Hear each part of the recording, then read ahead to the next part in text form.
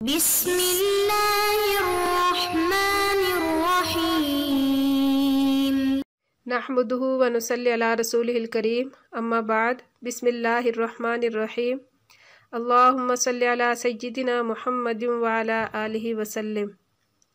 سبق کی ابتدا کرتے ہیں۔ حدیث مبارک ہے ان احب الاعمال الی اللہ تعالی الحب فی اللہ والبغض فی اللہ۔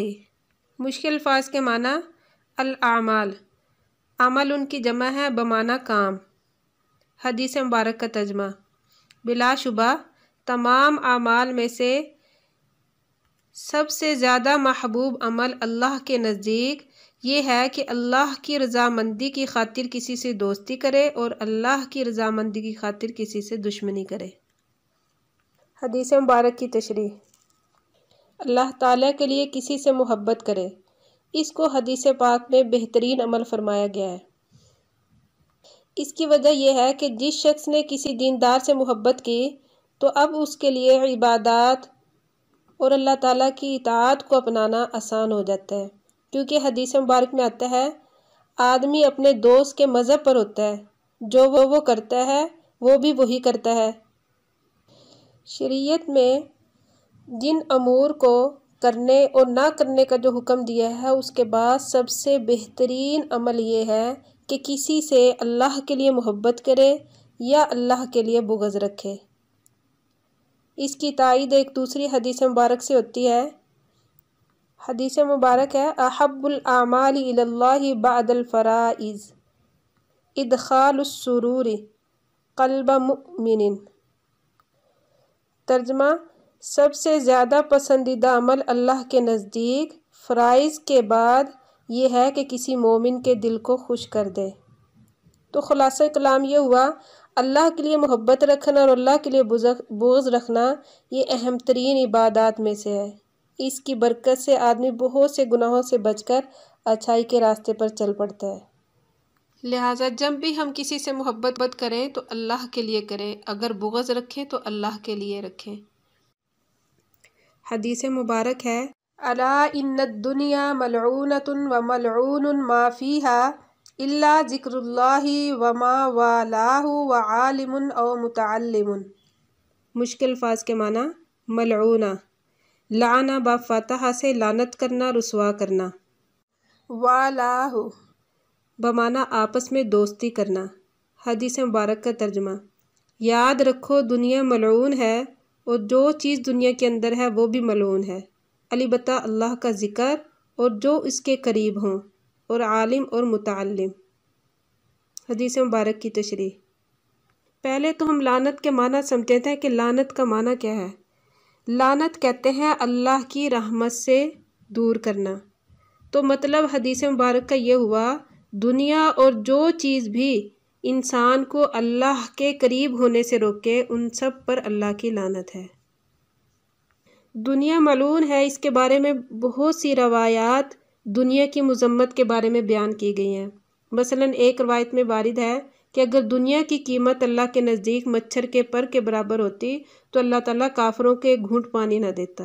ایک دوسری روایت میں ارشاد ہے اللہ تعالیٰ نے کوئی مخلوق دنیا سے زیادہ بری پیدا نہیں فرمائی، جب دنیا کو پیدا کیا اس کی طرف اللہ تعالیٰ نے رحمت کی نظر ہی نہیں کی۔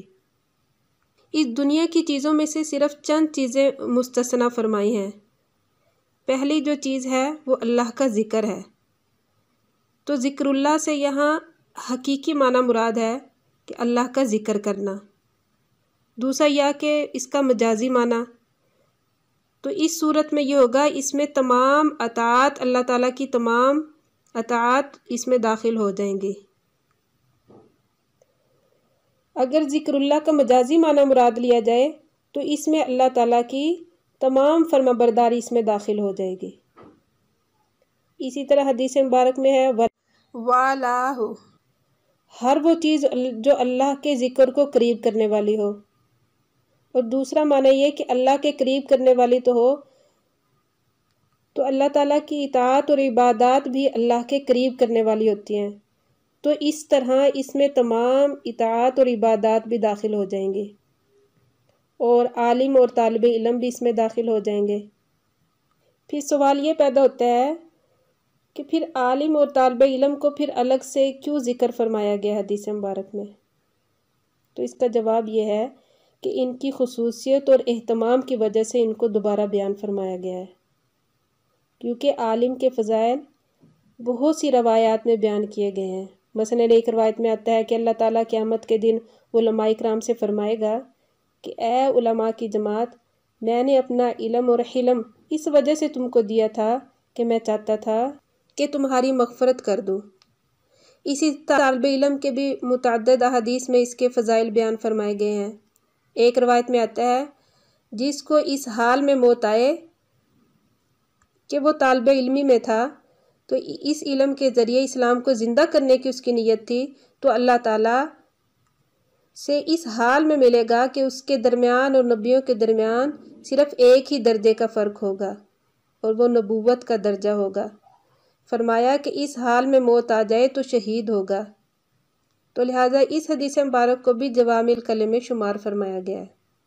حدیث مبارک کی ترکیب: الا حرف تنبیہ، ان حروف مشبہ بالفعل، الدنیا اس کا اسم، ملعون خبر اول، ملعون صیغہ اسم مفعول، ما موصولہ، فیہا جار مجرور مل کر فعل محذوف کے متعلق ہوئے، فعل اپنے متعلق سے مل کر ما موصولہ کے لیے صلہ، موصول صلہ مل کر ملعون کے لیے نائب فاعل، ملعون نائب فاعل سے مل کر مستثنی منہ، الا حرف استثناء، ذکر اللہ، ذکر مضاف، لفظ اللہ مضاف الیہ، مضاف الیہ مل کر معطوف علیہ، وہ حرف عطف، ما موصولہ، والہ یہ صلہ ہے، موصول صلہ سے مل کر معطوف علیہ معطوف، عالم او متعلم یہ معطوف علیہ معطوف، تمام معطوفات ایک دوسرے پر عطف ہو کر مستثنی منہ مستثنی سے مل کر انا کی خبر ثانی، انا اپنے اسم اور دونوں خبروں سے مل کر جملہ اسمیہ خبریہ ہوا۔